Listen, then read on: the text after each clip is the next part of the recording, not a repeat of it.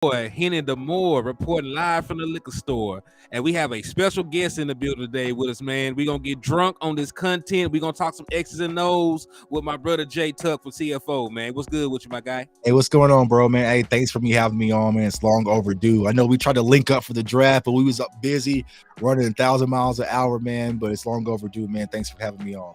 Man, thank you for coming on, man. So, hey, real quick, man, we're gonna pay some bills. We're gonna get some shout outs to some special people watching the content, man. Raymond Silas in the building with us. Salute to you. My brother Desmond Ironman tapped in, showing love. Salute to you, my guy. Matt Leslie is in here with us, man. Salute to you. Big Benny Rich and slid through the door. What's up with you?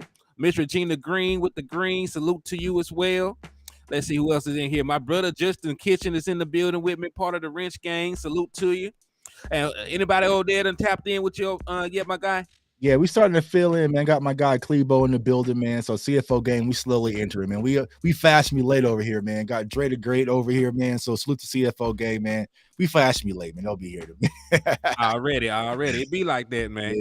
Yeah. So, hey, everybody on your way in, so no matter where you at, man, if y'all rocking with my boy Jay Tuck over there at CFO, or if you're in the liquor store getting drunk with your boy Henny, make sure you hit that like button on the way in. You hit that like button, you know, it will manipulate this algorithm. More folks can find their way into the liquor store. More folks can find their way over to CFO. We also need y'all to hit that share button, man. You share it. You let everybody know we live right now. They can peek their heads in, see what the hell's going on. Right. And then the most important thing, I need you to slap the shit out of an Eagles fan, man. Because if you slap the shit out of an Eagles fan, you will get half off all the merchandise inside the liquor store. We do got Calvaretas, we do got hen, we got gin, and we even got Eagles tears, man. You know it's getting strong. It's been since February since they cried them out. So you know that shit's potent. It's damn near strong as fit now. So y'all be careful with that. He's still crying, man. Still crying. And last but not least, for all the viewers, we do got some special stuff going on with this raffle. If you are not in the know, we are currently running a Dallas Cowboy ticket giveaway. If you enter, the entries are $10 a pop. We got 3 prizes. The first place prize is a Dallas Cowboys home game with a seat attached to it to go see the Cowboys completely beat the eyebrows out the Philadelphia Eagles live and in person. And I always tell my folks this is a guaranteed win. The Eagles have not won in Dallas since 2017. So if you want to go see a guaranteed win, you know, let's get your entries in so you can win this ticket. The second place winner is going to get a ticket to the same game. It's standing room though, so you know you can still go in, you can get drunk and belligerent and still party with the rest of the fanatics. Right. And then the third place winner is either going to get a PlayStation 4 or a Dallas Cowboys jersey of their liking. You know, I ain't gonna hold a gun to your head. You can make that choice. So if any of that interests you, or if you just want to, you know, support the content, you can either send $10 through the Cash App, which is $ Henny Demore, or you can send supers or super stickers to get the job done. But salute to y'all. So, man, let's jump right to the content, though, man. Now that we got all those, you know, introductions and everything else out the way, man. So, you know, we've been wanting to have a little bit more of a next level conversation in regards to football. Mm-hmm. So, you know, we've been talking surface level about West Coast principles, but we haven't really got into the, you know, the meat and potatoes of it, so to speak. Mm-hmm. So, you know, let's start off. What concept do you want to really look at first, my guy? Yeah, so I think, you know, when it comes to the West Coast, I think a lot of people have to understand there's a few different variations of it. So there's kind of like the Air Coryell version of it, which is more of a digit system. There's the traditional West Coast that I think that Mike McCarthy kind of runs a little bit, but it's more of a hybrid these days, you know what I'm saying? Because they run it here in Kansas City, but Eric Bieniemy kind of remixed it and added a little bit additional to it. So when you think about the West Coast, and I dropped a video on this draft season like a few months ago, right? Mm-hmm. Think of it as that you're trying to do things a lot closer to the line of scrimmage, right? So it's just like, I think the main concept we should go into would be the mesh concept, because we're going to see a lot of different crossing routes. You can see mesh concepts with the rail, like different things that's going to get your wide receivers the ball in movement. And that was one of my biggest frustrations when it came to Kellen Moore's offense. Like it was always these stop routes, right? You know, Mari Cooper came out and spoke about it.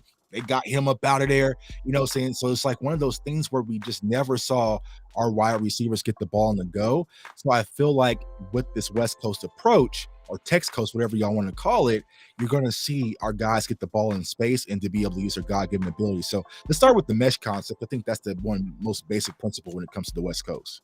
All right, so let's do it. So this is considered a mesh. Hold up. There you go. All right, so this is considered a mesh concept. So as you can see within a mesh concept, there's actually a mesh point. There's going to be, there's going to be an area on the field, where these routes are going to intertwine. So the purpose of a mesh concept is to try to get a natural pick, a natural rub, so that your wide receiver can get out of space. And with the speed that we have on this team, we have guys that were 4.2, 4.3, Turpin, Brandon Cooks. Those are guys you would want to see as the crossers on the field. So let's start with you, Tuck.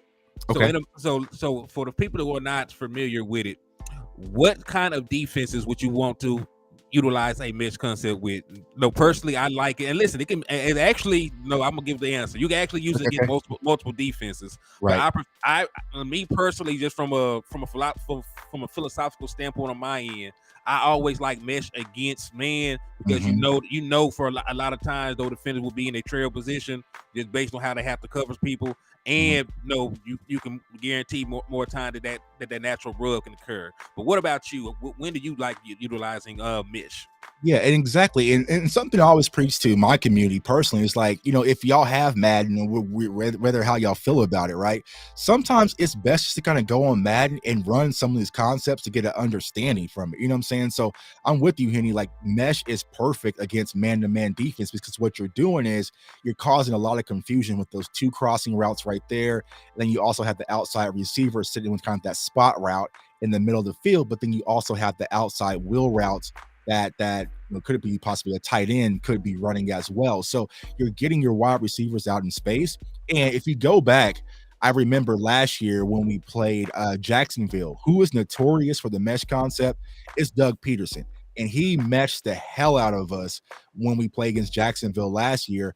And so we remember those plays where there's a lot of confusion and you saw people running wide open. That's the reason why. Because think about if you're Trayvon Diggs, right?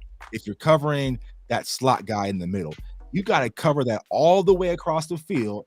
And then you have another man who's covering that outside receiver crossing all the way from the other side of the field. There has to be communication. There could be where you guys get bumped and get picked. It leaves wide open concepts and wide open routes. And so the mesh concept is something we're going to see frequently, like you said, with the burners that we got, even with Brandon Cooks, but you add CeeDee Lamb and Michael Gallup as well. We'd like to see Turpin get more involved, but also Tolbert. I think that the mesh concept is something we're going to see frequently, especially against man blitzes, but also blitzes as well. But also what I want you guys to kind of look at from this angle, think of it as if you're the quarterback right now, because when we come into the West Coast offense, it's a pure progression, right? So if you're the quarterback, that dot below, you're going to have essentially three wide receivers cross your face. You know what I'm saying? So if you're Dak Prescott, you're going to have receiver 1 cross, receiver 2 cross, and then that spot sitting right there in the middle of the field. So you don't have to kind of get through a full progression. It's pretty much a 1-2 or a check down. So it's going to be simplified and a lot faster for Dak Prescott with this offense to get the ball out of his hands. So mesh concept is something we're going to see definitely frequently in this West Coast approach. Yeah, man, I most certainly agree with you. And even though I said I prefer it against man, there will be opportunities for the wide receiver to get through the zone and find a soft spot. And you are encouraged still, if they do run zone against it, you're going to eventually run out of somebody's zone. Right.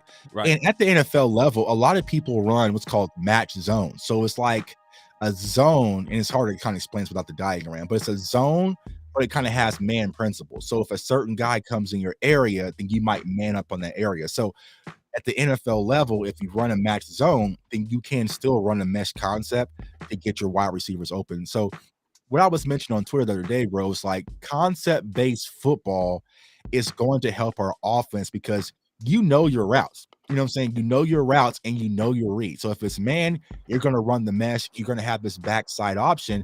So there's not a lot of thinking. You're just using your God-given ability. And I remember the interview that you guys did with Jalen Tolbert.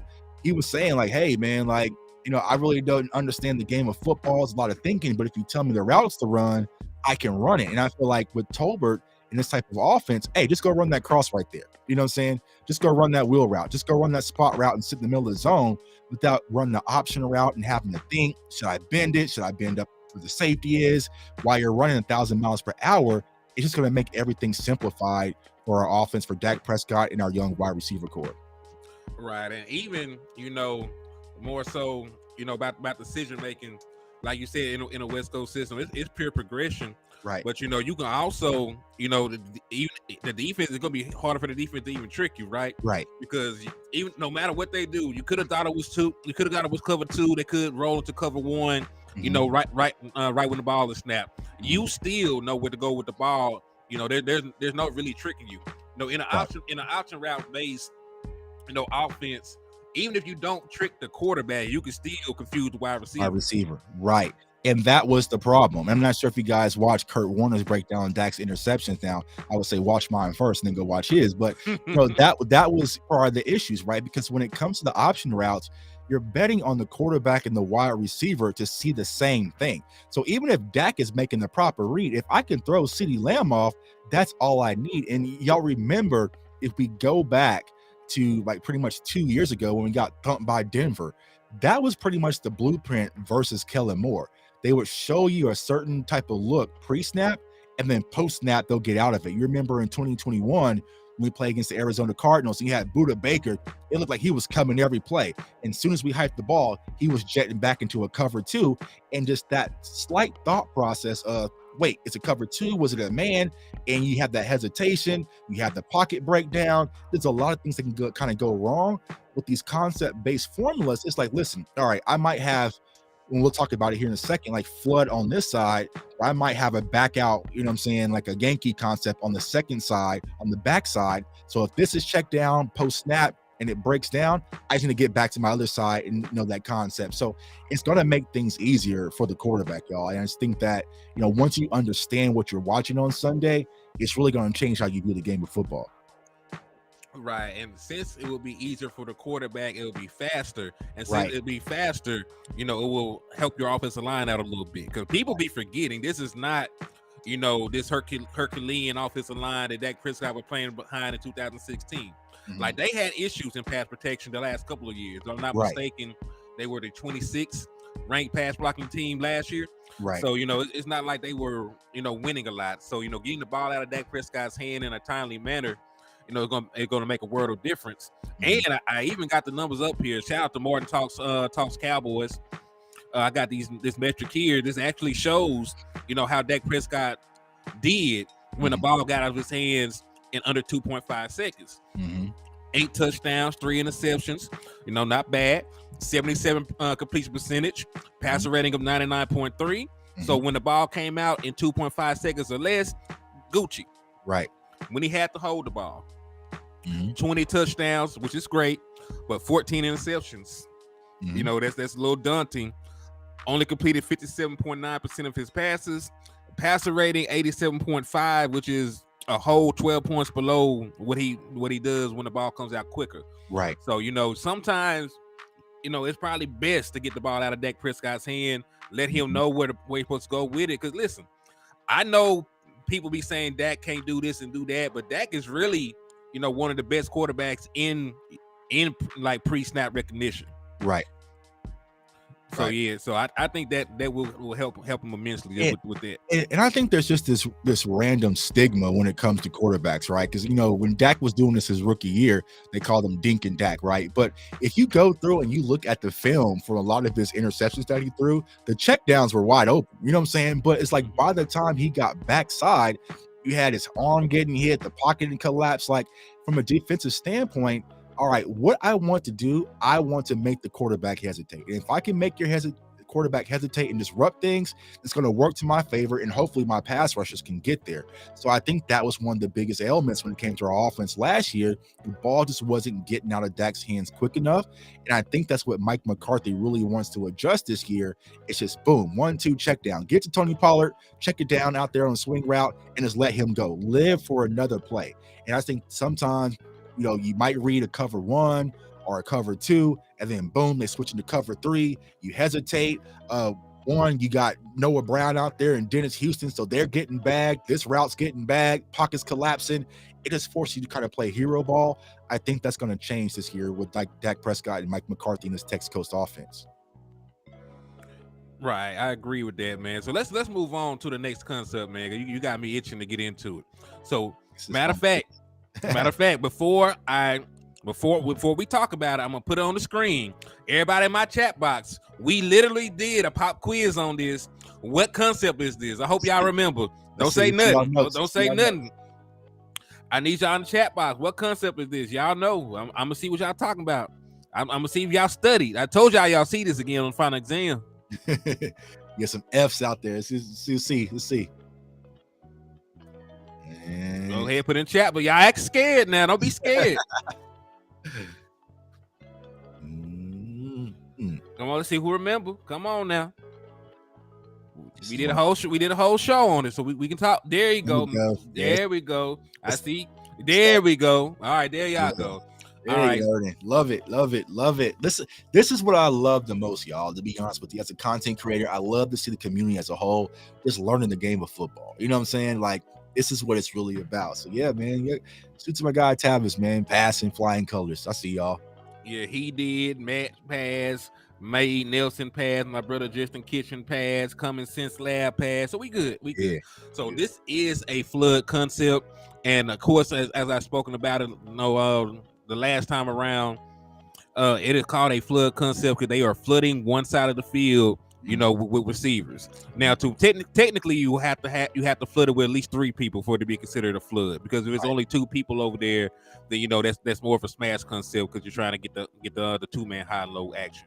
Mm-hmm. But flood is also a West Coast principle, and it's strictly progression. You will have at least 3 guys on one side of the field at varying depths. There might be somebody 5 yards away, 10 yards away, with the deepest person maybe 15. Mm-hmm. So it's basically it's giving there's space like that to give the quarterback a good throwing window. Mm-hmm.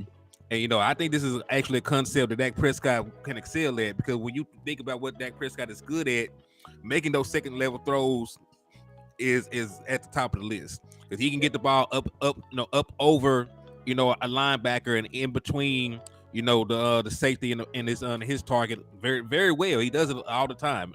Mm-hmm. So what are your thoughts about flood? Yeah, this is my go-to. If you play me in Madden, I'm gonna flood the hell out of you, because it's like this is the cover 2 killer, right? Because what's happening is that flat route is putting stress on that flat safety, because the corner. So the corner is supposed to cover the flat in cover 2, right? Correct. So that out route that you're seeing, that deep out route, that's going to be where the hole is, and then you have the outside streak or the go route that's going to pull that safety over the top. So you're looking to go to that slot guy more than likely. Now, if the safety was to kind of do like a cloud, or sorry, not the safety, the corners do like a kind of a cloud where it's kind of floating a little deeper, then you take the check down to the flat. You know what I'm saying? So it gives you kind of those 2 options, but you're pretty much putting 2-on-1 when it comes to that cornerback right there, which is going to be an open route. But then you see on the backside, you still have that backside option if you need to get up out of there. So it's like the flood concept. Think of it as like, all right, you see cover 2, which you're going to have 2 corners up top.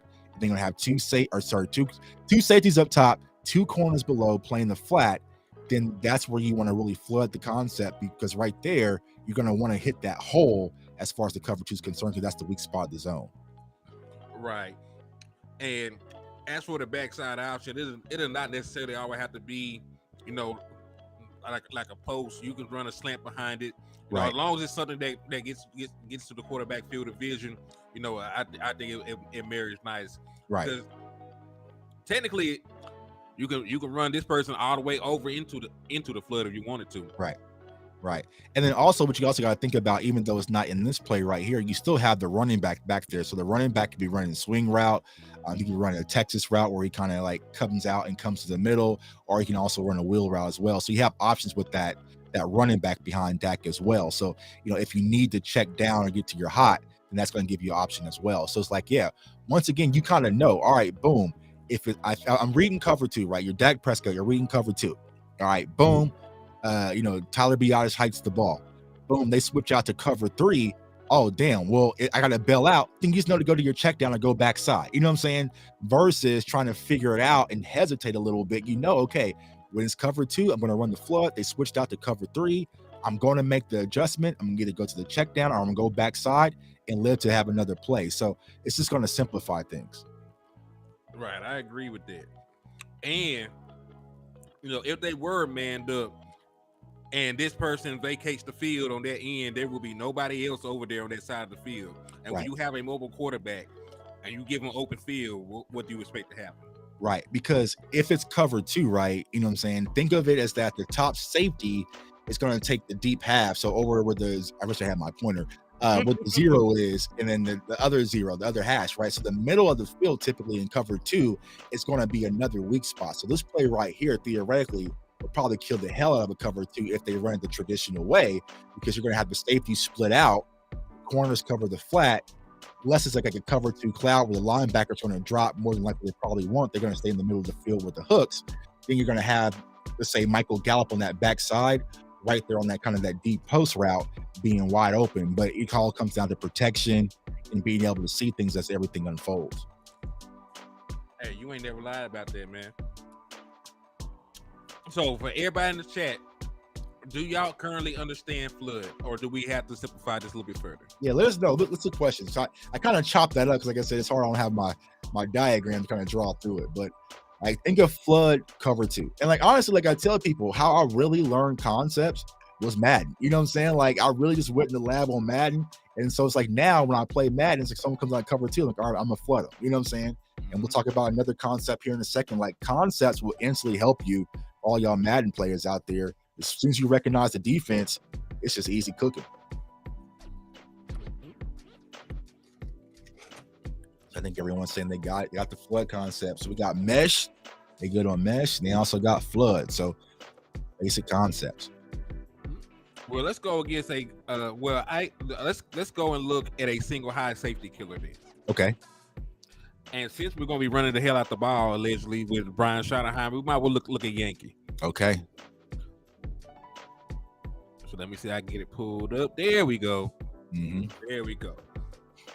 So Yankee. So I don't even have to go out and explain it in my words. They got the concept written out for us on this one. Okay. So the Yankee concept is a 2-man route concept that is primarily used out of run heavy formations to attack single high safety looks like cover 1, which Dan Quinn runs a lot himself, and cover 3, which he used to run a hell of a lot in Seattle. Mm-hmm. It's a deep shot play that puts the middle field defender in conflict with a deep over route and a post behind it. Mm-hmm. So basically, you are putting the safety in a do or die situation by sending, 2 receivers in his way. So if he decides to take the deep post, you can throw the ball, to the little 16, 18 yard, deep over. Yeah. If they take the over route, then you can throw that touchdown because he's the last line of defense. So he should know better. Right. So yeah, so that's basically the concept in a nutshell. But like I said, you like running it out of heavy formations because you can damn near ensure that it will be a single safety look when you go heavy. You cannot stay in a 2 safety look and go up against these oversized run packages. You're gonna get the ball right down your throat. Right. So so really you can set this up. You're running the ball efficiently. They have to bring an extra man into the box. That you got that favorable look, and then you can run Yankee off of that. Right. And here's why Cowboys fans should really be excited about this, because if you look at the dots, it's kind of hard to see, right? So our X wide receiver, think of Dez Bryant, right? Our big physical wide receiver, he threw up the X, right? That's going to be Michael Gallup. So that deep post is more likely going to be Michael Gallup.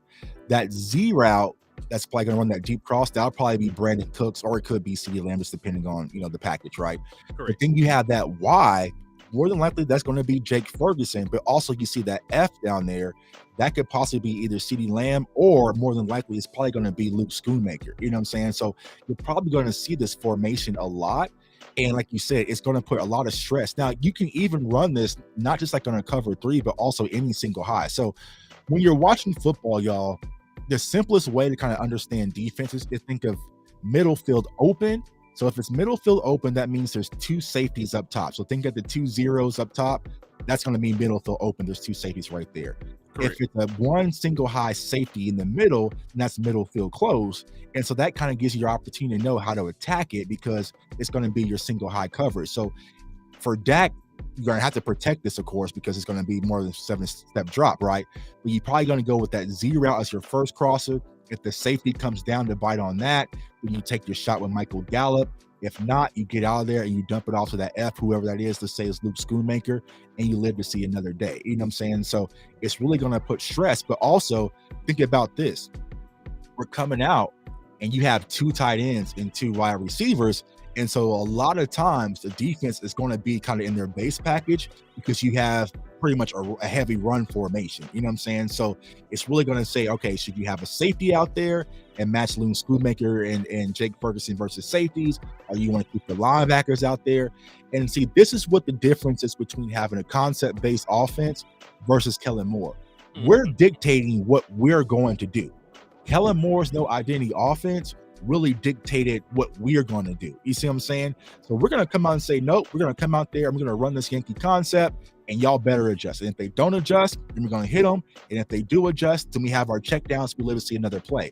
But when you let the defense dictate, you're in full control of whatever the defense wants to give. So if I say, hey, I want to make everything short from a defensive coordinator standpoint, all right, well, I'm just going to show you kind of a cloud front, or I'm going to show you a cover 4, keep everything underneath you, because I know you're going to just run to the sticks and run those comeback routes. So I just think that it's really going to help the Cowboys form their identity, and also just put our pedal down to the floor and say, you know what?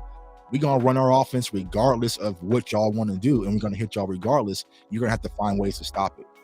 And, you know, that's one of the beautiful things that I love about the West Coast concepts, because you can run them out of every damn package, really. Right. You can run them out of I formation. You can run them out of pistol, out of every shotgun. Like, you are not going to be telegraphing, you know, what you're doing too much, because you can get to all these things. Because even here, if you wanted to run smash, there is a way to run smash out of this. There's still 2 guys on this side. You can send your running back, you know, onto a flat route, and then you can have one of these guys run a corner, or you can have one of these guys run an out route. So, you know, it's possible to even get the smash out of this concept. Right. So that's the beautiful thing about the West Coast principles. You have more things that you have to account for when you're going up against the West Coast offense. Right. Yeah. And exactly. And like I said, once again, for a younger wide receiver like Tolbert, you know your route. You know what I'm saying? There's no guessing. You know what I'm saying? You're just going to run that deep crosser, or just run that deep post. Like, that's it. Don't do nothing else. Just run that deep post and go towards the goal post. And that's it. And I just feel like, once again, it's going to take away the thinking of our young guys and just say, go play football and use your God-given ability. And that's what I'm excited about the most, because I feel like that's what's kind of limited. Not only because people got to understand, CeeDee Lamb, when he came in 2020, he got to sit under pretty much Michael Gallup and Amari Cooper. You know what I'm saying? He wasn't completely tossed in. So he was kind of your wide receiver 3 with no expectations. You know what I'm saying? So he wasn't really tossed into the fire. Like, it takes time to learn. Even last year, it took CD a little bit to kind of learn. You know what I'm saying? Because like I said, think about this from a wide receiver standpoint. You're getting pressed. Okay, what's your release? What's your route, right? You got to come off. You got to beat your man who's in coverage, right? So you beat your man who's in coverage. Okay, now there's a safety. Should I bend this and go across the face of the safety, or should I go behind him? I think he's going to come up, so I'm going to go behind him. Now, I have to also make sure that Dak is understanding the same thing that I'm seeing while I'm running with my 4.4 speed out there. It just leaves for a lot of recipes of disaster. This is going to simplify things for our wide receiver and our offense. Man, real talk. So now that we talk, and listen, I ain't trying to talk to y'all like y'all preschoolers or anything, but, you know, I do want to make sure that y'all understand the concepts, why they are being ran, you know, and you know what goes into them. Right. So, you know, a lot of times, listen, one of the reasons I wanted to do this is a lot of time people watch the game, they see stuff happen and they don't understand why. They see somebody was wide open for a touchdown, and they have no idea why. They just thought, oh man, my dude's so cold. The Eagles is wide open. Or they see somebody throw up interception, and, you know, they automatically blame the quarterback. You know, when possibly, the wide receiver did not get enough depth on the route, or this or that happened. So that's why I started this. But how do y'all feel about Yankee so far? Do you understand why Yankee is run, when Yankee is run, and what makes a Yankee concept? Do y'all understand it? Let me see. I'm gonna do something here. Keep talking. I'm gonna call a little audible here. Go ahead. I want to show the defense. You know what I'm saying? So that way they kind of understand. So let's see here. Oh, you looking for? Yeah, I think I got a few. Like a cover 1, cover 3 defense. Yeah. So I think, how can I bring these up? All right, Big Benny Rich said he enjoying this. Well, good. I'm glad you enjoying it, man. Let's see here. I just gotta find a website to let me. Are you good, man? While he's getting that pulled up, I think it's time for everybody to take a quick little like break, man. I need y'all to go hit the like button on everybody's channel. I got 31 folks over here in the liquor store, and I got about 28 likes. So the 3 folks that ain't hit the like button yet, do that for your boy. Send the super chat, send the cash app. You're trying to enter in the raffle and get your chance to win this Dallas Cowboy game tickets, man.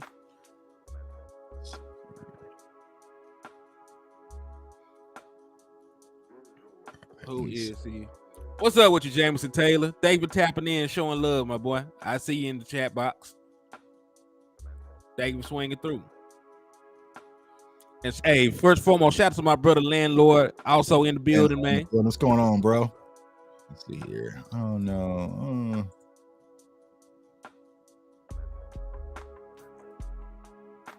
All right, I'm about to do it like this. All right, that's cool. There we go. Now let me just take the whatchamacallit down. All right.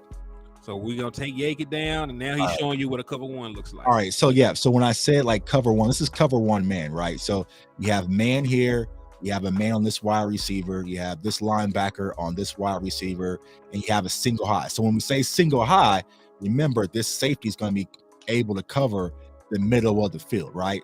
So if we go back to that Yankee concept, and let's say, for instance, this inside guy is going to run this deep post here, and then you have this deep crosser, it's going to put stress of, does he take this post or does he come over and help on this crosser? You see what I'm saying? So this is why I want to kind of show so people kind of understand what is a single high or a cover 1 really looks like. But you really probably want to run this versus a cover 3 zone, but you can run it versus a cover 1 man as well. So that's why I just want to kind of show people what that looks like, so that people understand. And then let's see if they got like cover 2 or whatnot. But yeah, I just want to make sure y'all understand the defenses up front, so that way when y'all see it, like I said, the simple way is like if y'all see a safety. So like for us, for Cowboys fans, right, this will be Malik Hooker back here floating. You know what I'm saying?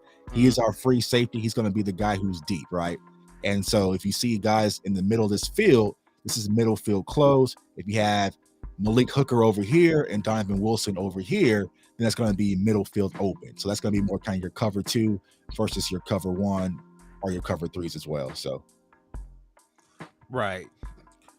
Yeah, and listen, the only difference in between cover 1 and cover 3, there will still be a safety back, but cover 1 is man, and then cover 3 is a zone concept. Right. Cover 3 will be more of a zone. So let me see. I'll see if I got cover 3 on here.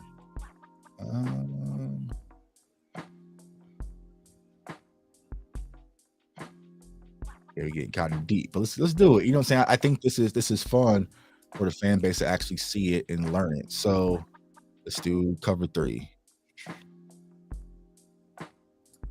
All right. Okay, cool. There we go. I got you. All right. So this is a cover 3. This is a cover 3 zone, right?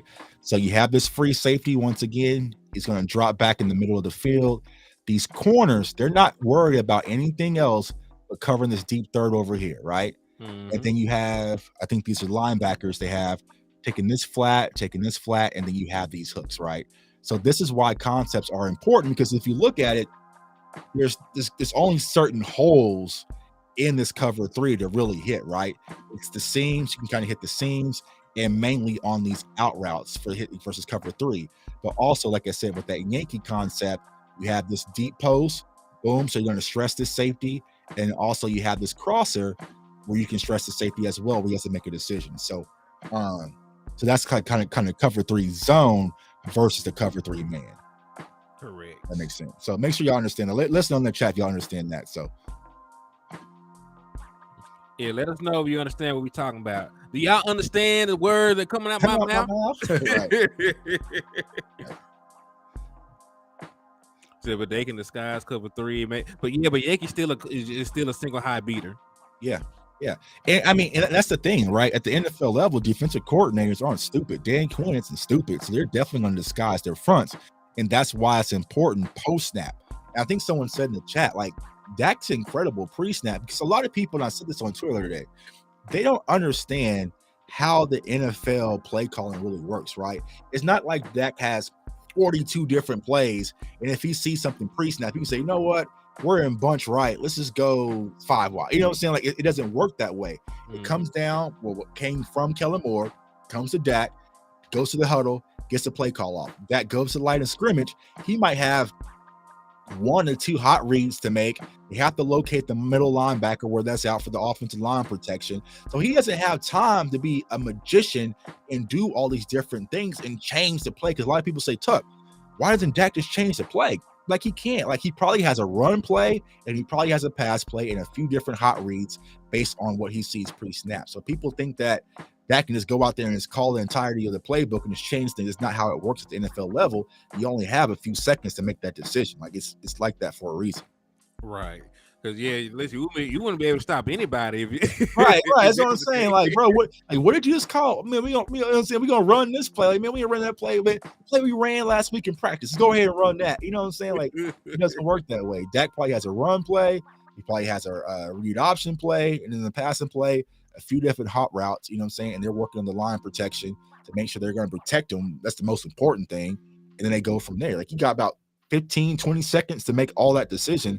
It just doesn't happen the way people think it does. No, not at all, man. So far we done covered. We covered mesh, we covered flood, and we covered Yankee, right? Yep, right. All right, so let's see.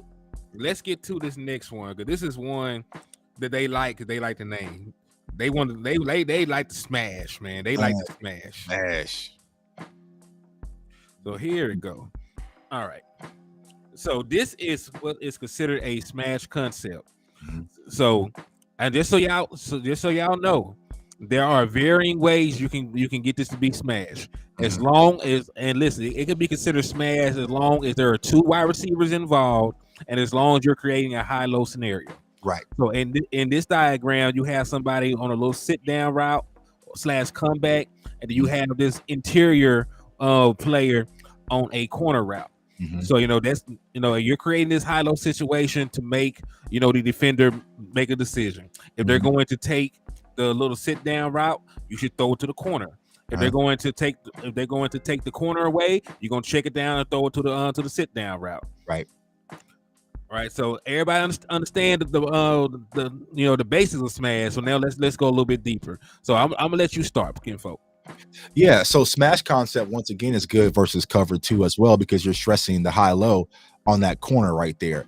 And the thing that really helps with smash in this scenario, right, it's a mirror concept. So what I mean by mirror concept is that you're doing the same thing on both sides. And why that's important at the NFL level, because once again, there's a lot of match zones that can be ran, and then also the split zone. So it might be, what I mean by split zone, it might be on the left side they're running cover 4. On the right side, they could be running cover 2, which they call it pretty much like cover 6, right? And so that way, it's like, okay, boom, post snap, I come out. Oh, actually, this corner's dropping back. It's a cover 4 on that side. Let me get back to this other side, and it's a cover 2.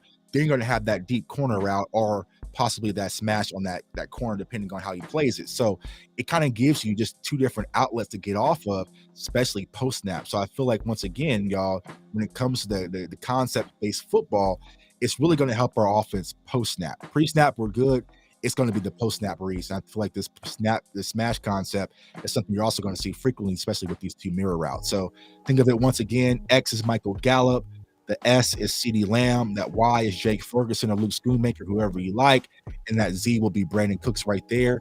And then also, depending on how they want to set it up, that Tony Pollard back there could be a swing route check down, or he could be in pass pro, which for Tony Pollard, which is pretty much useless. So I'll probably have him on the swing. You know what I'm saying? Like, I'm definitely gonna have Tony Pollard. Yeah, man. I don't want Tony Pollard back there in pass pro, so you might as well have him out there doing something. So yeah, but smash is a good concept, especially against zones as well. It's just a quick read. Man, real talk. So do y'all understand, smash and why we smashing these folks like this? Do y'all understand? Put a one in the chat box if you understand. Put a 2. But it really is a real simple concept, but it's very effective, like he pointed out. Right. So and like you said, it's more of a cover two beater, just because the cornerback in a cover 2 is going to have to either A, cover the zone or cover the flat, or B, try to get some depth. But like I said, this is not the only way that you can run smash. You can run smash like this as well, because this is another example of smash. Right. So you see right here, you have your interior wide receiver coming out here running a little sit down. Then you got this guy coming out here and running a over or in. It's really an option route on what they have right here. Right. It's the Kellen Moore playbook. This Kellen Moore playbook. But it still is smash. Like I said, it does not have to be any particular, route combination to make it smash, as long as you have a high-low principle. And as you see in this one, it's still mirror routes. They ain't got nothing new under the sun going on the other side. Right. And really, with the way that it's set up, it really helps you too, because if it's mirrored, whichever way that the defense is cheating towards, you can go to the opposite side. Right. If they try and put an extra linebacker right, if an extra linebacker is cheating over to the right, you can make your read from the left. If they are over at the left, you can make your read from the right. And since it's mirrored, you got the same amount of time to get through the same progression. Right, exactly. And if you go back to the last slide that you had up, Penny, I got you. The one before this one. Smash. Yeah, okay. So think of this, y'all, from the option route standpoint. Okay, look at that Y. So as right now, that strong safety, he's kind of playing inside leverage. And so he's letting that corner route be available on the outside, right? So think of this as far as an option route. This is what we were doing last year, okay? So now you're coming full steam ahead. You're Jake Ferguson. But what if that safety is playing outside leverage? Do you go outside still? No, they're more than likely you're probably going to teach you to either sit or bend it and take the post. You know what I'm saying? So think about doing that while running downfield, coming through blockers and making that decision, but also have to be on the same page as Dak Prescott. You see what I'm saying? So it's like, nah, when it comes to this concept, you're going to take that outside corner and you're going to run that route. And if I don't have it available, then damn it, CeeDee Lamb's probably going to have it available on his side. You know what I'm saying? So once again, it's just simplifying the offense. And Tony Pollard did not step up in that B gap to block. He probably get smoked. So, you know what I'm saying? Like, yeah, nah, real talk. And Michelle C said, "Football complicated. No wonder quarterbacks get paid." Yeah, it really is. And I think when you really sit down and watch the game. So like case in point, right? I'll be transparent with me. I started boxing, right? Mm-hmm. When I watch boxing, I just see two guys fight. You know what I'm saying? Throw hands. Why don't you hit them? Why you know what I'm saying? But once you actually start boxing, you realize, okay, there's an actual strategy to this. You're not just out there just throwing power punches and throwing your overhand right, just trying to knock somebody out.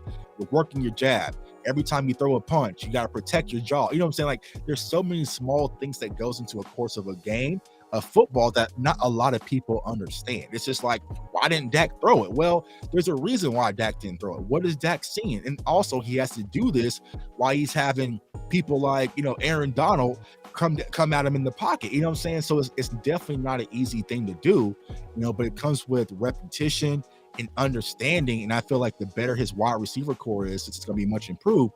That's going to help too, because they're going to have an understanding for it. And I said this on Twitter, I was like, people don't understand, we talk about Stephon Gilmore. He's going to help Trayvon Diggs and Deron Blands and possibly the Kelvin Joseph and Eric Scott. But also, he is going to help Dak Prescott, because going against a high IQ guy every day at practice, and let's be honest, Stephon Gilmore is always giving Dak Prescott a little trouble. You know what I'm saying? So to be able to go against that caliber of corner every day and kind of play that chess game, it's only going to help Dak as well. So that's something I'm definitely excited about. Man, I definitely agree with you on that, man. 'Cause, I know it's a cliche at this point, but they say iron sharpens iron, Right. and there's no better way to get better than to play one of the better defensive backs in the league every day in practice. Right. And I'm not saying anything about Trayvon Diggs, but we know that he is the gambler. Right. He's the guy that's the ball hawk. He's going to take chances, take risks. Stephon Gilmore is very technically sound. Right. Like, saying he's gonna bait you into throws that aren't there. Right. He's going to erase this guy off the field. So I like that Dak Prescott is going to get the opportunity to go up against him every single day in practice. Right. But back to this Texas Coast, West Coast, whatever we want to call it. The main thing that I see, the difference being is we're not going to be running all these sit down routes or curl routes. Right. Last year, the Dallas Cowboys ran the fourth most curls in the NFL. I don't know who the other three were. Right, God pray for them. But but the Dallas Cowboys ran the fourth most curls. In a West Coast system, it's all predicated on timing. The depth of the route. Being where you're supposed to be. When you're supposed to be there, right? Because 1, 2, 3, the ball supposed to, my first read supposed to be there. This 3-step drop. This 3-step drop. I need to get the ball out to you right now. Right. So that's going to add an extra layer into it, because you can't really throw with anticipation when you don't know what you're anticipating. Right. And facts.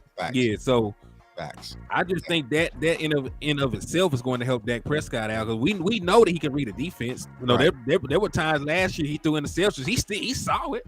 He saw what was going on, but there were a limited number of options for him to go to the ball, so he forced some stuff sometimes. Right. And for people who kind of naysayers, like, it's Mike McCarthy's offense and whatever, like, this is the same offense they run in Kansas City. You know what I'm saying? Like, they run a West Coast offense in Kansas City, so it makes things easier for Pat Mahomes. Now, granted, Eric Bieniemy put some new wrinkles in it, and I guarantee y'all Schottenheimer's going to put some wrinkles in this offense as well, but this is just the foundation of it. And I feel like the biggest problem, y'all, when it came to Kellen Moore, is like, we never had a North Star. And what I mean by a North Star is like, when you get lost, what the hell are you trying to get back to? You know what I'm saying? And that was the problem with being a no identity offense. Is like, when things hit the fan, all right, we got to get back to the run. Like, we know when we played the 49ers and it got close, they say, you know what? We're just going to get the ball to Christian McCaffrey, you know what I'm saying, and start running this ball, and hopefully things work out, and they run their zone run scheme. You know what I'm saying? Like, for the Cowboys, when things start to rattle a little bit, like that Green Bay game, like, all right, here they come, Green Bay starting to rally. Who do we need to get back to offensively? And we never knew that. But this is really going to help with the identity of our offense. So I'm excited about it. Man, I agree with you on that. So let's get to another concept, man. Let's get to another concept. So far we looked at mesh, we looked at smash, we looked at flood, we looked at Yankee. But what we have not looked at is dagger. We have not looked at dagger yet. Yeah. So there it goes. All right, so this is a dagger concept. Yeah. So the purpose of this play, the inside wide receiver is going to run a vertical route, and they're going to act as a clear out. So what you are trying to do is for them to run up here, for them to suck the defense in, and then throw to the dagger right behind it in the vacated area. So that's why it's called a dagger.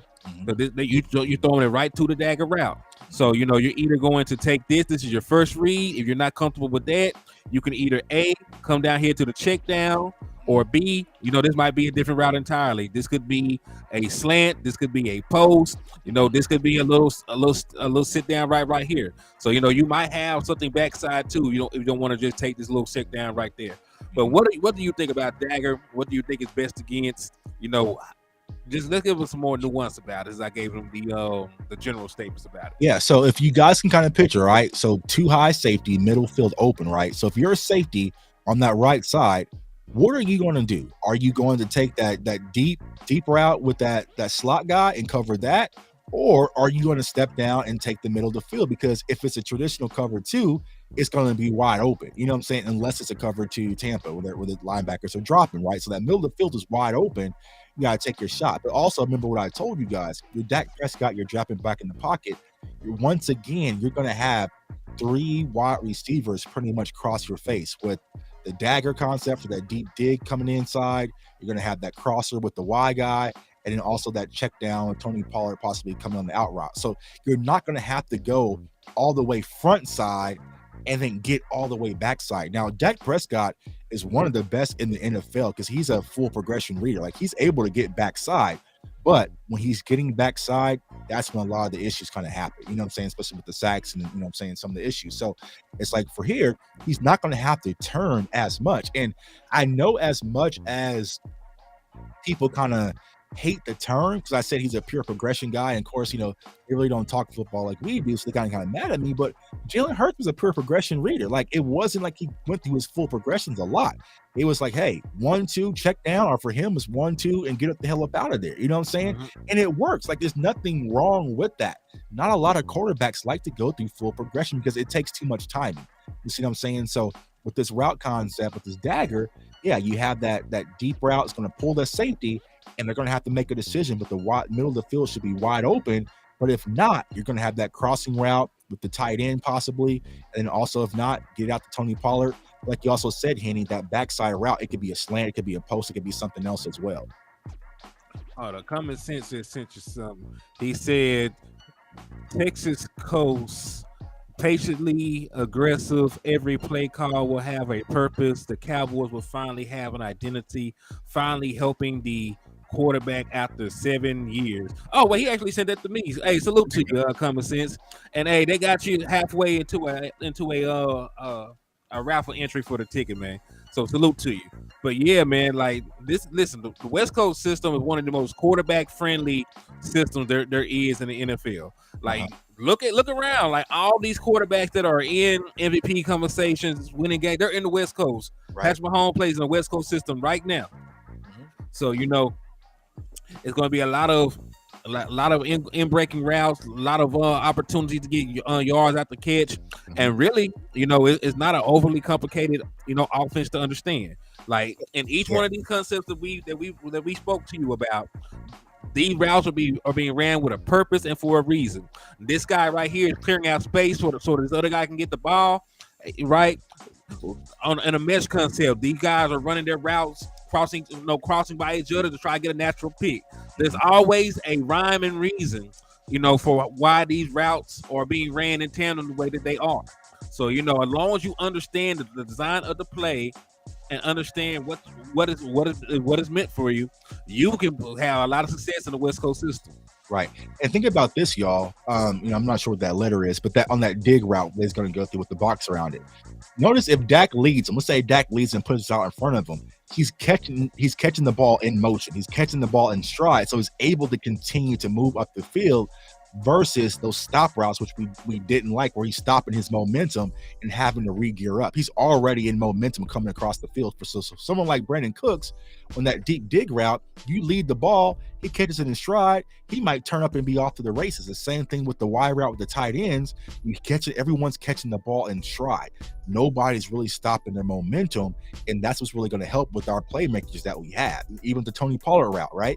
You get that out route with Tony Pollard, he's in stride, he's in momentum. So it's like, that's what I'm excited about the most, in which I was frustrated because we had a three-headed dragon in Coop and CD and Gallup, and we just never really got them in space. You know what I'm saying? We never got them on the run. So this is what's going to be fun.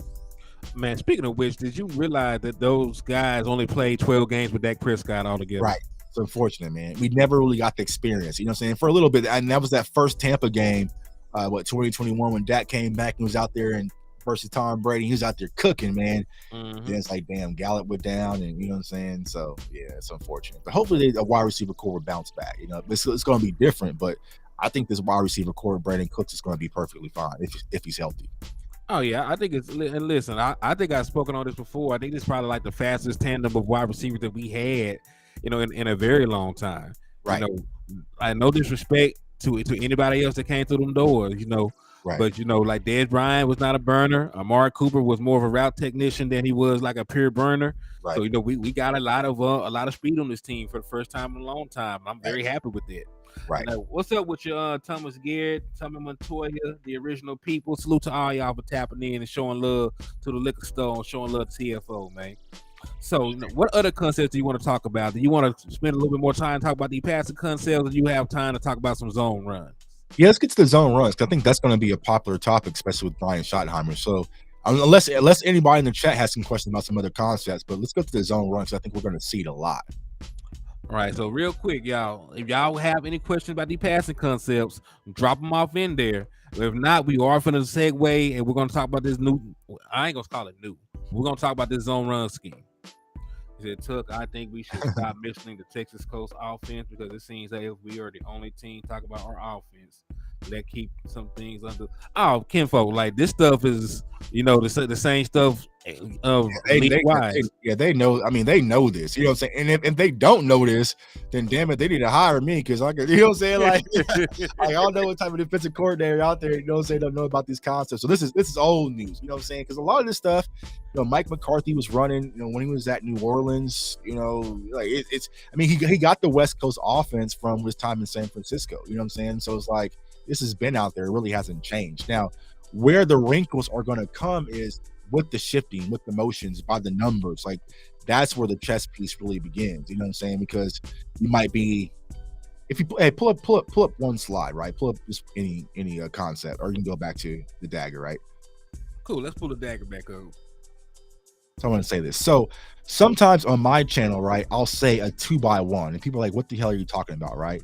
So think of it, you got two wide receivers on the right side and you have one wide receiver on the left side, right? So that's a 2x1 split. You know what I'm saying? So that's where the game is, where you're really trying to get your numbers matchups. So you might have a 2x1, but then you might flex Tony Pollard out and now you have a 2x2, or you might have a tight end. You know what I'm saying? So that's where the numbers game and the matchups and the chess piece really comes into play, because it's like, all right, maybe we can shift and bring CeeDee Lamb over in motion at the slot and get the numbers to the left side versus the right side. So that's where the chess piece of the offense versus defense really comes into play. And what Eric Bieniemy really did is he really utilized the 4x1 sets, right? Because a lot of times we be watching, like we all watch Chiefs games and wonder, like, how the hell is Travis Kelce wide open? It's because he shifted the numbers and he got the matchup that he wants for Travis Kelce. You know what I'm saying? So that's the orchestration of the offense, the two offensive coordinators. That's the sauce we don't know. That's going to be up to Mike McCarthy and Brian Schottenheimer. But these dagger concepts and X-Coast offense and everything, it's pretty much, public information. I mean, yeah, they've been running West Coast system since the 80s, dog. Right. And listen, if they don't know it and us as independent podcasters know it, right, something is wrong. Right. Something is horribly wrong. Hey, tell them boys to call me. I can tell you all about it. Oh, you never heard this dagger concept until you watch it. All right, let me take this down. I found something that help us teach this, because it's actually an article. So we don't have to use it word for word, but it does have some illustration and stuff. Okay. So this is an article. If I'm not mistaken, this is this Sports Illustrated? What's article? This is Bleacher Report. Bleacher Report. Okay. All right. So this is Bleacher Report. It's old, but again, Zone Run has been around forever too. Right. So this is just them talking about the Zone Run scheme. And it says this system allows the offensive line to block multiple defensive fronts with the ability to work up to the second level linebackers who flow to the ball versus the zone schemes. Mm-hmm. NFL teams that feature zone concepts look for backs who have vision, speed through the hole, and cutback ability for finding the running lanes at the point of attack. Mm-hmm. Now, I'm not even going to pull this down yet, but I do want to talk about that one little tidbit. Really, they aren't lying. So while and I'm gonna say this: every running back on our team can run the zone scheme right now. Right. Tony Pollard has a background as a wide receiver. He has a background as a return specialist, so he is good in space. He has good vision. Malik Davis literally ran in a zone run scheme in Florida. They were running zone run schemes in Florida, so I know that he's good at it. We know that Deuce Vaughn with his elusiveness, he could probably operate in a zone run scheme. Mm-hmm. But just because those guys are good in it, this does not mean that's the only body style that can run in a zone scheme. Right. Marshawn Lynch for years ran in a zone run system, and he had over 1,000 yards every year he was in a zone run scheme. Right. So just when you hear zone run, I don't want you to think of a certain body type. As long as they can see the cutback lane, because they will always be most 9 out of 10. If you're running, outside zone, they will most 9 out of 10 be a cutback lane for you. But as long as they can see the cutback lane, you can play in a zone run scheme. Right.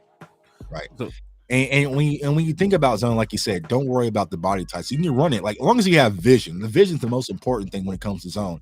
But you have to be a patient runner because what you're doing is you're pretty much moving in space, right? So let's say, for instance, you're watching film and you see the offensive line, everybody's moving right. What they're trying to do is get the defense to shift along with you and create natural run lanes. You know what I'm saying? So when you're running back, so like they run it to death in San Francisco. That's where they're notorious running it from. You know what I'm saying? So you might have a play where it's like, okay, you're trying to get outside, right? So it's like an outside zone. That means you're trying to reach everyone to the outside and let Tony Pollard, whoever, get to the outside. Or they might have a bang concept where they're going to bend and go upside. You know what I'm saying? So what happens is a lot of running backs like this, like even Zeke and Pollard talking about, like, what's your favorite plays? Like inside zone, right? Because it lets you kind of use your natural ability and find the gaps and find the holes. And just naturally with the defensive line shifting in a certain area, there's cutback lanes, there's creases, there's a lot of different things you can do off of it. And also what I would like to see, the RPO is extremely deadly with it too as well. So, I mean, because you get everybody moving in space one way, boom, Tony Pollard, Dak pulls it out. Everyone's moving right. Here comes Dak to the left. I forgot what game we ran. I think it was Tampa in the playoffs. We ran something like that where Dak was wide open in the red zone. So it opens up a lot of opportunity for you to run that zone scheme. I mean, Philly does it to death too as well. So right, zone scheme. Like we were running a gap, style blocking system last year. And, just to put it in layman terms, you can pretty much tell by the way the names are. Gap runs, you're responsible for a gap. You're going to be moving somebody out of that gap so that the running back can come, and you're just going to be blocking them at a certain angle, so that they can't get to your running back. That's about as layman as I can put it. But that's about as layman as I can put it. Right. It's hard, yeah. And then in a zone scheme, they are going to a particular area, aka zone of the field, and whoever comes into that zone, that's who's gonna get that smoke. Right. So that's pretty much the difference. You pretty much you're blocking a particular gap or person in a gap scheme, and in zone you're just gonna go to a particular area, and if somebody is in that area, you block them. Right.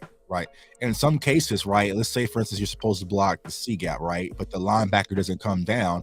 All right, then you might just help. You know what I'm saying? Or let's say, for instance, here we go. Let's say like a defender goes from the B gap and he slants over to the C gap, even though he might be lined up over the center, over the guard and shifts. That might be the tackle's responsibility. You know what I'm saying? So your responsibility, you're really just blocking an area, not a specific person. So it's hard to kind of say it without showing it, but yeah, but zone blocks is going to be something we're going to see a lot because, like you said, they ran in Seattle. Schottenheimer's big on it. You're going to have a lot of pulls, a lot of power, a lot of traps, different things going on. So you got to have offensive linemen that can move, and I think that's the reason why they went and got some of the players that they got from the offensive line standpoint. Right, I agree. And hey, my boy, I got a pet cat, man. That we picked that boy TJ Bass. Yeah, TJ Bass, man. I did a film session on him, man. Go check him out versus Georgia, man. He's kind of whipping them Georgia Bulldogs around, man. So, TJ Bass is nice out of Oregon. I feel like he's a guy that can move. And then also, one of my guys, he's going to have an uphill climb, but Earl Scott, what I'm saying, out of Kansas, so offensive tackle. So, there's a big Earl. There's a lot of guys that can actually kind of move, and so it's just like, you know what? I think our offensive line got a little bit younger. And, like when we go into the draft, right, we're talking about, Steve Avilias and Osiris Torrances. I think the Cowboys just wanted guys that can just move a little bit more because of this reason is where we're headed. So, right. And just double back on TJ Bass, he was the number 1 rated zone blocking offensive lineman in the NCAA 2 years in a row. Mm-hmm. So, I think that's one of the reasons why they picked him up.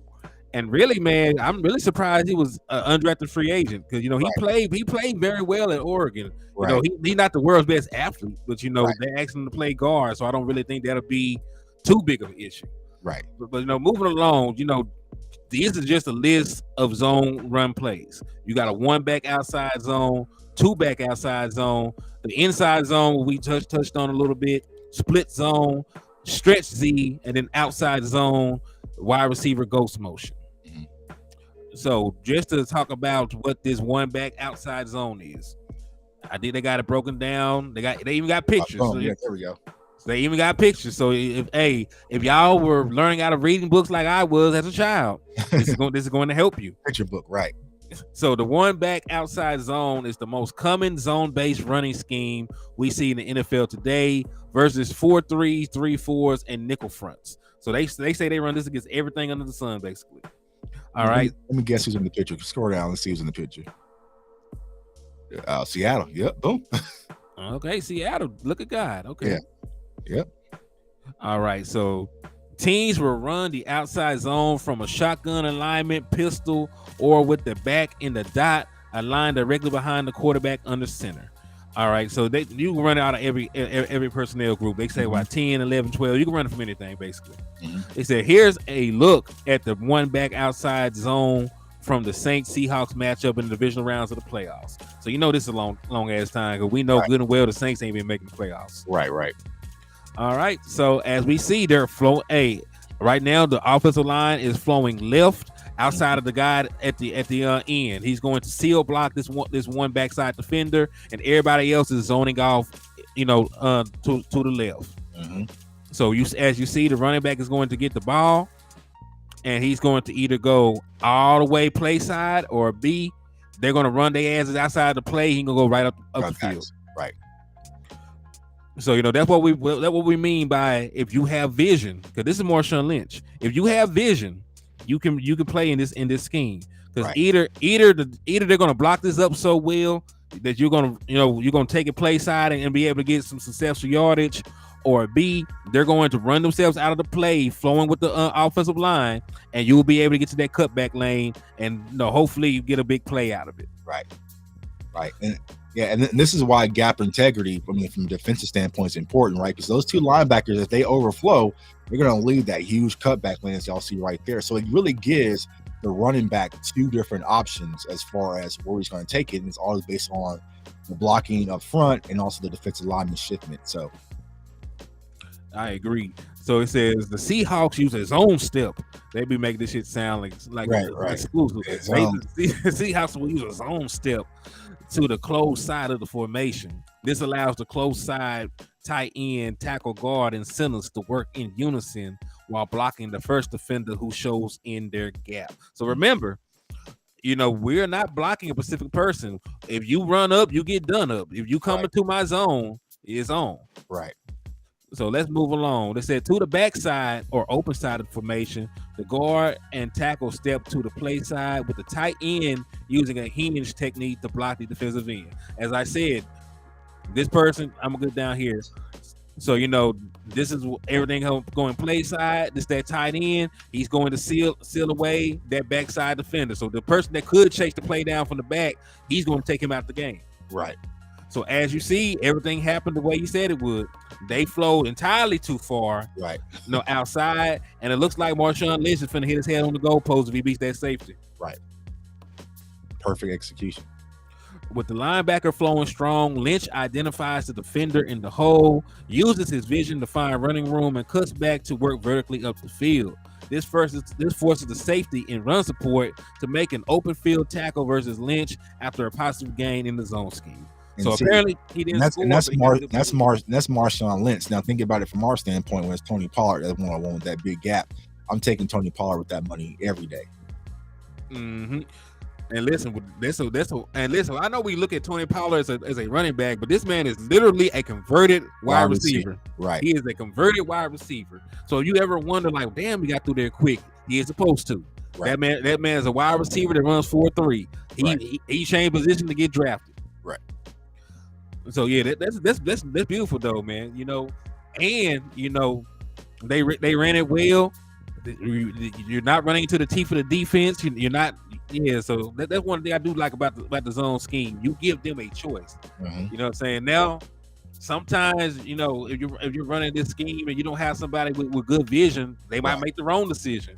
Right. But you gave them the option. But sometimes, and listen, NFL defensive coordinators get paid a lot of money. So sometimes they have your run play sniffed out, before the play even happens. Right. But at least you got a fighting chance in the zone because you got multiple options in that place. Right. And I saw someone asking in the chat, is what does San Francisco run? This is what San Francisco run. This is what they keep whooping our ass with every year in the playoffs with.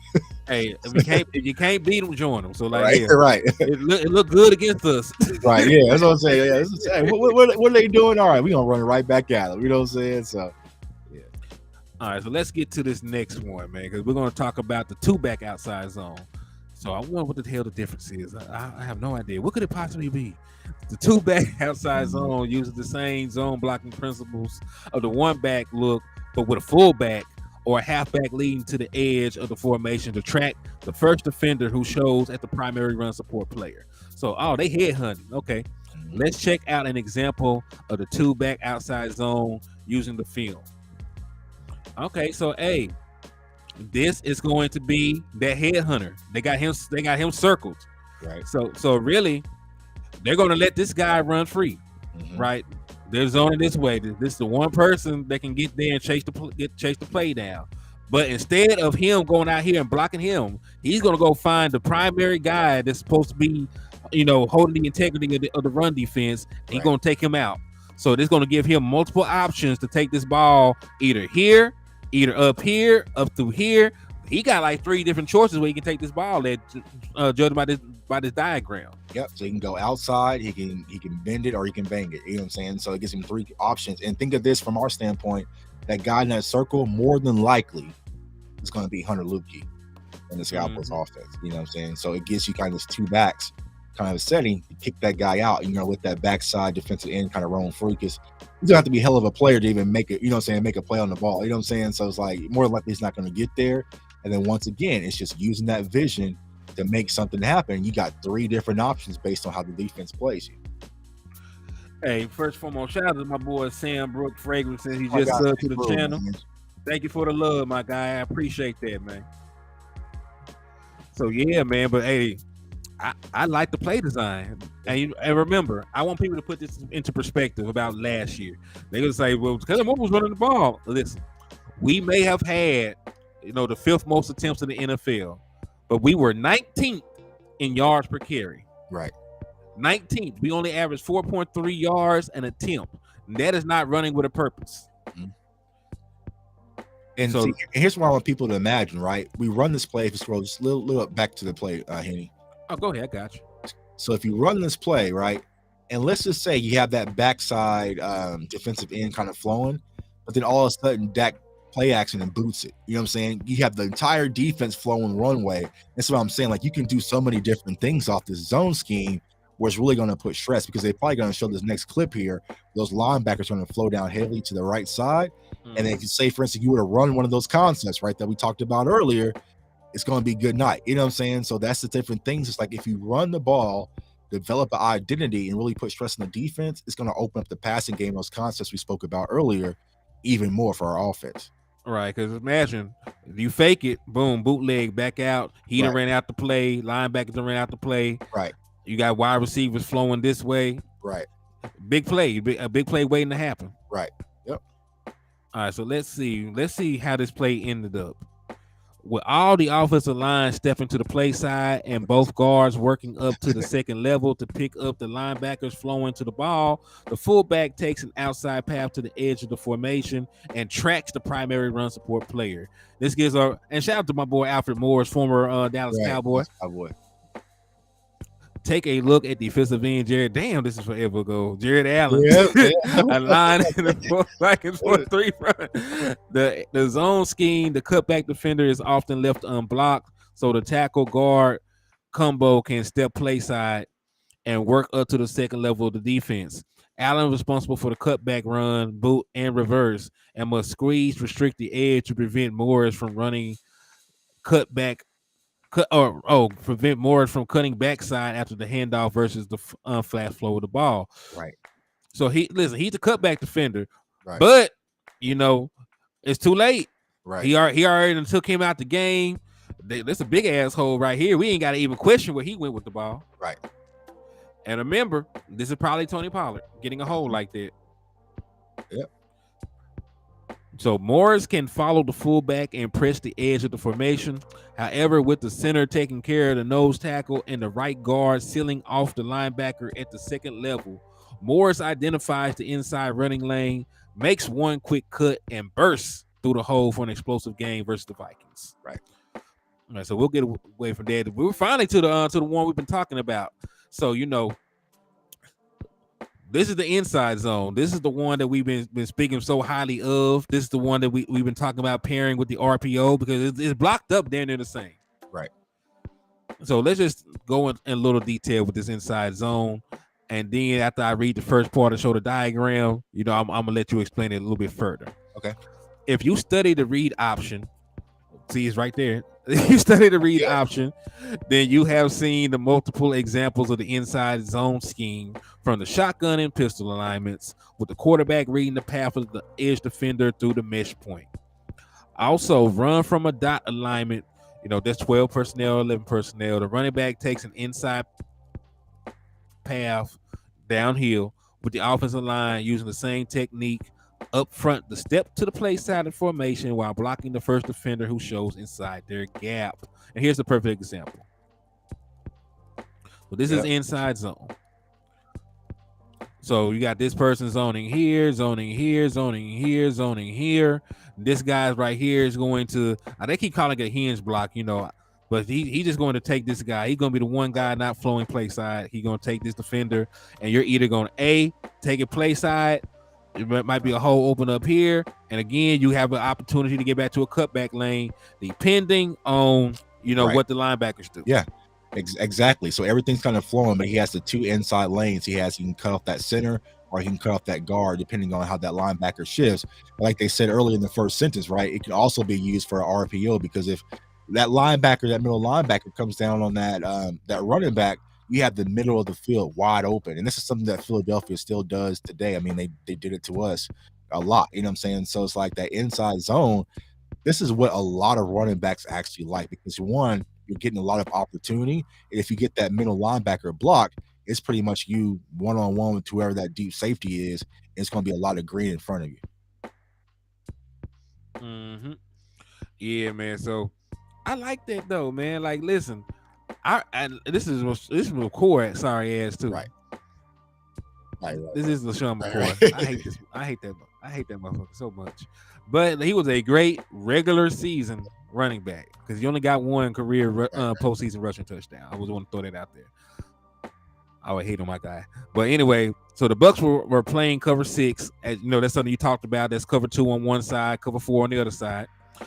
This allows the offensive line to step to the open, which is the weak side of the formation, with the left tackle using the hinge technique to wash the defensive end up the field and outside of the rush. And that's a huge hole. That is a huge hole. He sealed him off. They done ran their asses out to play. I'd be surprised. He is over here. I don't know what the hell he's looking at right here. He's like taking away the pass. It looks like he's a wide receiver over there. It looks like he's covering as well. So that's the power of the RPO. You got take him out the play. Yeah, because if there's a wide receiver out there and he's uncovered, then okay, Nick Foles can pull it and then hit him. So if that safety was to come down on McCoy, then you have a wide receiver. So this is the power of the RPO alongside the inside zone. Yeah, listen, I'm a hater, but I feel like this man probably scored on this. Yeah. He probably scored on this play because, man, the Red Sea parted. This is trouble for the Bucs as the center works up to the Mike backer and the right guard flattens the nose tackle. That gives running back LeSean, sorry ass McCoy, an easy read to attack the inside lane with the defensive end now removed to the closed side of the formation. And with the free safety slow in his run pass read, McCoy gashes the Bucs defensive for an explosive game because the zone blocking up front versus the soft run box. They show to not have a heavy box. All right, so you got time to get through the rest of this. I know you have. I gotta probably be on another show here like in 10 minutes. I'm jumping on with my guys at the final word, but we can run through it real quick. All right, so we'll just look at split zone. All right, so we'll get through we'll get through this. Really, let's look at the whatchamacallit. We know how to tell the hell what's going on. All right, so boom, they bring in. Really, the only thing about this split zone, they are bringing somebody in motion all the way just to blow this guy the fuck up.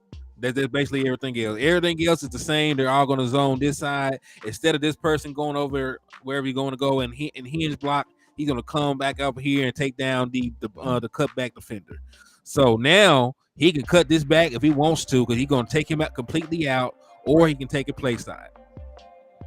And let's see let's see the results, because we ain't got to talk about it. He completely blew him up. Like he is on his knees. So he is going to daylight. So this is Marshawn Lynch. So this was probably an explosive monstrous run. So that's the only difference. So in split zone, you will bring somebody in motion to take out the cutback lane defender, and if that actually works, you can just go ahead and take the cutback off the gate. And then once that happens, you got two ways to take it. If they clear enough space, you can get through here, or since he completely destroyed him, you can just probably walk around here. We probably ain't got to run full speed to get around that corner. Whoever that backside guy, he's done. He's donezo. So it's like it's that cutback. But like I said, once again, you're seeing the vision, right? So let's say, for instance, Marshawn doesn't have the vision and he's trying to bang in that A gap. More than likely, he's not going to get the yardage that he could get if he cuts outside. So that's the important thing, is like, can you have a feel for the game, but also agility? You know what I'm saying? Because we talked about this, with a lot of draft content. It's like, okay, do you have agility? Can you cut on a dime? We often say, when we cover sports, and especially running backs, right? So once Marshawn notices, okay, that backside defensive end, he's in the dirt, plant, cut on a dime, bounce outside, and get upfield. And he probably does it on this play. Yeah. And the beautiful thing about these zone concepts, because you can run them out of shotgun, you can run them out of pistol. You don't always have to go up against a stack box when this is happening. You can get some favorable looks and run these zones. You can also spread them out, especially in your shotgun, because you might have, I think on this play, I can't tell, but they probably had this is 11 personnel. So I think let's go back up and see. Let's go before the play took in motion. They probably some guys ran out. So it looks like it probably was an 11, unless there's another tight end. So 12 personnel. They had two tight ends. Yeah. They get 12. Because you can run this same look if you wanted to bring Russ right down here, right beside him. How does the spread look? Right. It would still be the same. You just bring somebody in motion still, blow that guy up, and you can run this same play, right? From shotgun. That's the beautiful thing about it, versatility.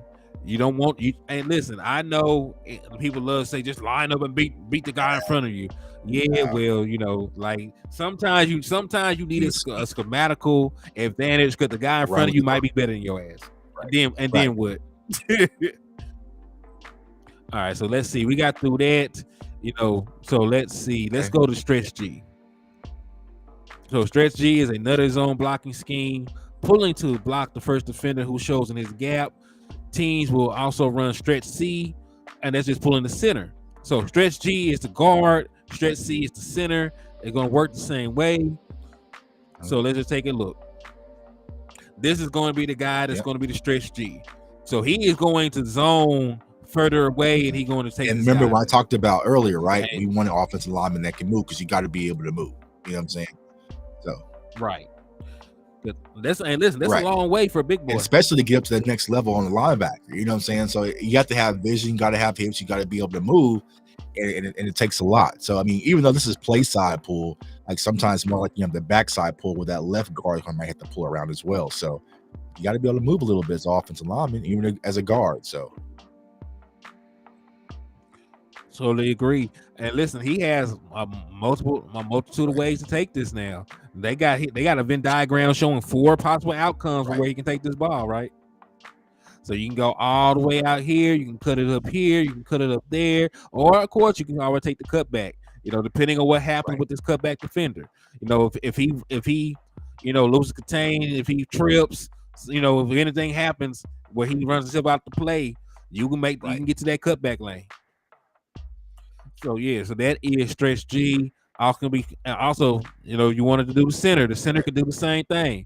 That would be stretch C, and he would bring his ass over here or wherever they want to take the play to. All right, so not too complicated. Stretch Yeah. G, stretch C. Y'all understand and this, this- man? Make sure y'all getting it. You know what I'm saying? Make sure y'all understand in the chat when we're talking about these zone run schemes. Because like these are the conversations that's gonna really, I say like saying y'all see people argue on Twitter, you know what I'm saying, with Eagles fans or whatnot. These are the types of conversations gonna give y'all the one up. You know what I'm saying? Like I want y'all to be weaponized. When y'all get these trolls and different people coming at y'all can really just talk ball and they gonna fall back. They're gonna cave back and be like, all right, bro, like whatever, we gonna find somebody else. You know what I'm saying? Well, Dak still sucks, or you know what I'm saying? Like when y'all can talk ball like this and hopefully it's just helping y'all, it's gonna put y'all at a whole different level as far as being understanding football and who y'all talking to. Like y'all go to a sports bar and y'all start talking football with y'all, you know, little friends that having a beer. Ask them about, you know what I'm saying, like zone G and zone C and outside zone and inside zone, and ask them like, all right, you a Bucks fan. Okay, what type of run scheme do y'all run? You know what I'm saying? They're gonna be like, you know what I'm saying? So it's all about educating yourself. Indeed. And shout out to my boy Professor O for tapping in, showing love. Hey man, I appreciate that earlier, man. That was real what you did. Thank you, my boy. But yeah, man. So it looks like it worked out fine because it looks like there were plenty of area to take this cut. He can go straight up the field, right? There where the most daylight is. So hell, it looked like he won out. The cutback defender probably is not going to get there in time from the angle that he's taking. This was probably a very good run. And then you got the outside zone ghost motion. I'm going to wrap this up as quickly as possible so you can jump on to this next show. We're just going to strictly go over here. So it's called wide receiver ghost motion because the wide receiver's in ghost motion. Right, he's running back here. He's gonna try to hold the attention of some of these defenders because they still have to account for the possibility of him getting this ball. So with him being a decoy, the ball is gonna go to the running back. He's either gonna take it, you know, play side. He's gonna take it to the cutback, and you know, like they said, the ghost motion man is going to hold that cutback. And also, what the ghost motion can do is also pull one of the defenders, especially if they're a man. You know what I'm saying? So you have to respect it still. So. Because hey, you don't account for him. He gets the ball. Well, he probably gets getting the ball with a hit of steam. Probably have some blockers out in front of him. This could be a very explosive play. They did hand the ball to the wide receiver. All right. So yeah, so we got to the end of it. But you know, I think it was a damn good show, man. I think we covered a lot of bases on here. So for y'all in chat, man, y'all should know a little bit about concepts. They can know a little about zones, know a little about defensive coverage. But here's what I said. And I said this on Twitter, man. I want everybody to take this off. We got 3 weeks so we got to get to camp. The camp schedules came out. Take time to study the game. Let's go on the internet. Y'all see what he just did. He just typed in zones and just read and learn about the game. So I feel like it's only going to help you. We talk so much and we give so much to the game of football. Why not try to learn and grow? Even as a content creator, even as me, I'm constantly online. I'm constantly bothering Professor O. We're constantly talking about different schemes, whole different things. So, you know, grow yourself. I'm sorry, y'all. I'm a little under the weather. I'm sick. Indeed, my eyes are all puffy, nose running, but we still grinding though. You know what I'm saying? Man, hey, first and foremost, man, I want to just thank you, man, for taking the time out and come on the show, rock with your boy the way that you did, man. Hey, we got to do this again sometime, man. But y'all, hey, everybody at the liquor store that ain't subscribed to my brother channel, man, y'all go on YouTube. Y'all go to CFO, man, and y'all type that in. You go subscribe to my brother. Likewise, man. Everybody on CFO Sports, man, go check out my guy Henny. You know what I'm saying? My guy Landlord. Check out everybody, man. I love our Cowboys content community, man. We working, we grinding. You know what I'm saying? While a lot of people putting their feet up and kind of resting, waiting for camp, we all systems to go. So I took last week off, went on vacation, but now I'm back. I'm about to, if y'all watching my channel on CFO Sports, stay tuned. So I'm about to jump and go live with the final word. We got my brother Skywalker jumping on too. It's all systems to go, man. We locked and loaded. Man, hey, I'm definitely gonna be tuned in, man. So hey, I ain't gonna do no long goodbyes. I appreciate you. Y'all go over there, watch the final word, tap in with everybody over there, man. I appreciate the love and support.